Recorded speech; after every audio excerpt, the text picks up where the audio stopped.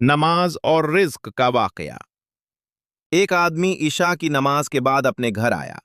बीवी के पास पहुंचा तो देखा कि बच्चे सो रहे हैं। उसने नरमी से पूछा, क्या बच्चों ने नमाज पढ़ ली है? बीवी ने आहिस्ता आवाज में कहा, मेरे पास आज खाने को कुछ नहीं था। मैंने उन्हें बहला फिसला कर सुला दिया ताकि भूख की शिद्दत भूल जाएं, नमाज नहीं पढ़ सके। शौहर ने कहा, उन्हें उठाओ ताकि नमाज पढ़ें। बीवी ने इल्तिजा की, ए अबू जादुल हक, अगर मैंने उन्हें जगा दिया तो वो भूख से रोने लगेंगे। शौहर ने पुरअज़्म लहजे में कहा, मुझे मेरे रब ने यह हुक्म दिया है कि मैं अपने घर वालों को नमाज का हुक्म दूं। उनका रिज्क मेरे जिम्मे नहीं, वो तो अल्लाह के सुपुर्द हैं। उन्हें उठाओ, रिज्क अल्लाह देगा। अल्लाह ताला फरमाता है, और अपने घर वालों को नमाज का हुक्म दे और उस पर खुद भी साबित कदम रहे।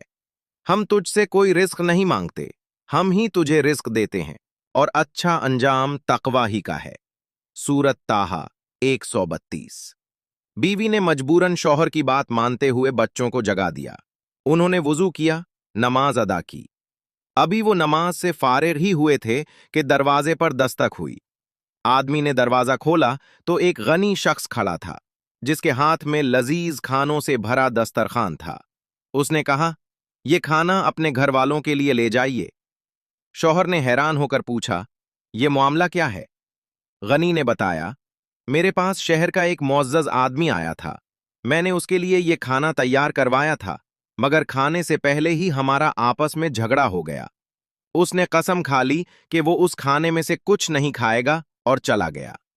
मैंने सोचा, ये खाना किसी ऐसे शख्स को दूंगा जिसके पास जाकर मेरे कदम खुद ब खुद रुक जाएं। अल्लाह की कसम, मेरे कदम कहीं नहीं रुके सिवाय आपके दरवाजे के, और मैं नहीं जानता कि मुझे यहां किसने पहुंचाया। ये सुनकर बाप की आंखों से आंसू बह निकले।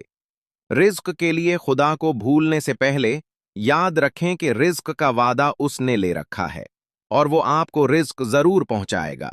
तवक्कुल, अल्लाह बहुत बड़ी नेमत और सआदत है। जज़ाकल्लाह खैरन कसीरा।